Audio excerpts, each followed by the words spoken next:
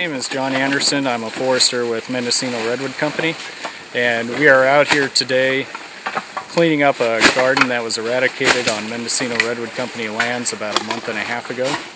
They took 600 plants out of 3 garden areas, and we're here today to clean up the mess. And our intention is to bring this stuff to the walk to protect our forest tomorrow, a function of the Jere Melo Foundation, and show the public what goes on in these forests. Once you bring people out, everybody is always blown away by the amount of trash and environmental impact that goes on in these gardens. This is the upper of the 3 garden sites. It's right behind me here where they grew. We have 2 different areas here where they stored water. Just up the hill from us here is fed by a spring, about 15-minute walk or so from here.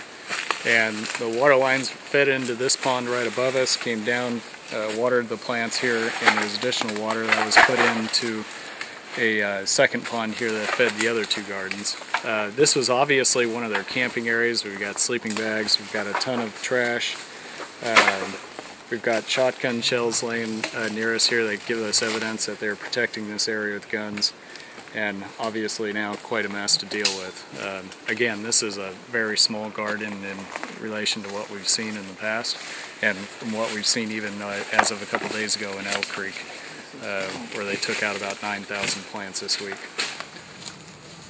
Yeah, when we came up, Mike, of course, the road was here, but brushed in, and it looked just like that right there. Yeah, I'm Congressman Jared Huffman, and I'm here to see this trespass marijuana growing location and learn about some of the challenges that we face with these up and down the North Coast. Yeah, this is my first time to visit one of these illegal grows. I've heard a lot about the environmental damage, the recklessness that people encounter, in addition to the public safety issue that these kind of encampments present. And I have to say, seeing it with my own eyes is very meaningful.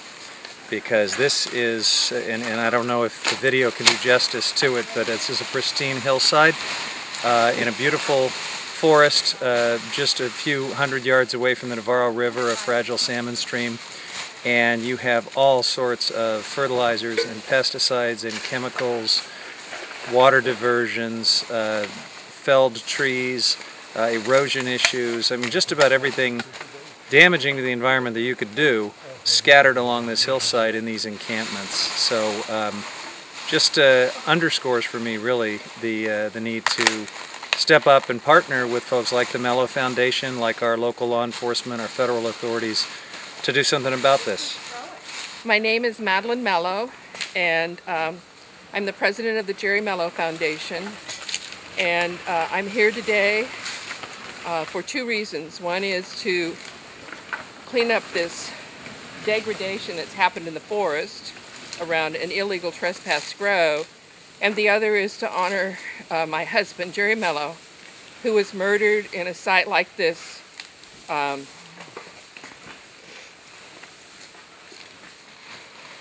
in 2011. And this is dangerous for animals and people, and when people like my husband are murdered for this illicit, horrible crop, and they leave the damage that they leave behind in the forest, we all should be outraged by that. I have to say I've been waiting 2 years to do this. And Margaret Mims, hers was bigger. Okay, here we go. Timber, Yay! gone. Pretty All right, easy. Madeline. Okay, we're going to put it in a garbage bag. I'm Eric Carlson. I'm Executive Director of Associated California Loggers based out of Sacramento, the statewide group representing loggers, log truckers, and road builders. And I'm here today at the invitation of the Jere Melo Foundation, some of our board members who are also members of the foundation, to take part in this cleanup and seeing firsthand the devastation that's been done in this area. We're talking about danger to humans, environmental damage to the woods, and it's certainly a situation that we feel within our industry needs to change. There are people here who are not paying any attention to the environmental regulations we live by day to day in our industry.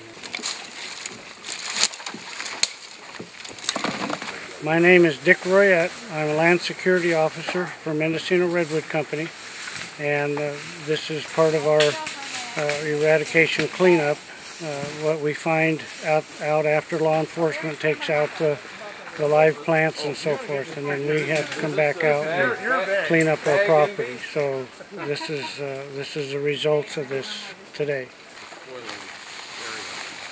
My name's John McCowan. I'm a Mendocino County supervisor. We're here cleaning up a trespass grow site on forest land. You can see this is a steep site. They've cut down all the vegetation. They've terraced the hillside. They brought in bags. They've filled it with soil from the site and planted their marijuana. They're running a water line. I'm not sure where the source is, but obviously sites like this really degrade the environment. We've also found a lot of chemical fertilizers. I'm not sure if they were using rodenticides and other poisons, but even the fertilizers are very bad for water quality when they get into the streams. So, you know, we're cleaning this site up, and I don't know if the company has plans to replant with a few conifers or just let it revegetate, but hopefully, you know, it'll discourage the growers from coming back here again.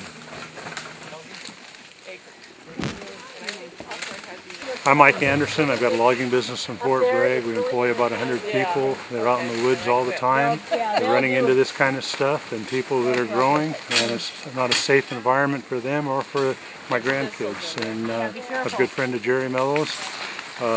I'm here to do what I can. I think it's excellent that we get some politicians here to understand what a mess is being created out here. And it's not only we're concerned about public safety, but we're also concerned about the impacts of the environment. There's some really nasty chemicals that are getting used on a regular basis.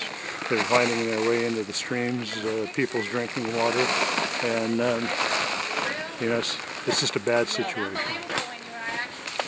I'm Sharon Davis. I'm the Executive Director of the Jere Melo Foundation, and we're here to put a spotlight on the environmental disaster that occurs from these illegal marijuana grows.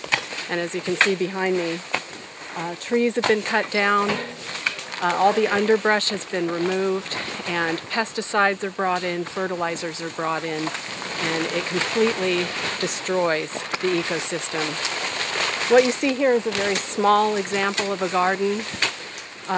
We have found much larger plantations that wreak havoc on a much larger scale. So we're here to do what we can to clean this up, and also, as I said, to put a spotlight on the issue and make people aware that this is not about mom and pop gardens. These are large operations that are very disruptive and damaging to our ecosystem.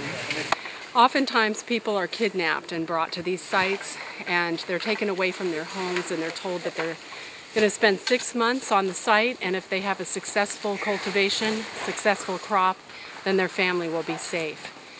And if not, then they're told that their family will be killed. And oftentimes they don't even know where they are. There was one case where the workers thought they were in Texas and they were in California. So it's important to realize that there's a human trafficking issue at work here as well. And it's not just people that are here to make money for themselves, they've been kidnapped. Hi, my name is Roy Kornmeyer. I work for the county assessor, and this is just a shame what's going on in our national forests and on private land of others. The mess is just unbelievable. The average cost to clean up something like this is about $16,000 an acre, so a volunteer effort is really good. And it's a lot of work. All the water line, the plastic bags, the rat traps, the tarps, the empty cans and bottles of pesticides and rodenticides and fertilizer. It's just a real shame. So I'm happy to help. It's tough work, but we have a good crew here today, and this is just a 600 plant grow, and probably we'll have it cleaned up in an afternoon. But it's a lot of work, a lot of work.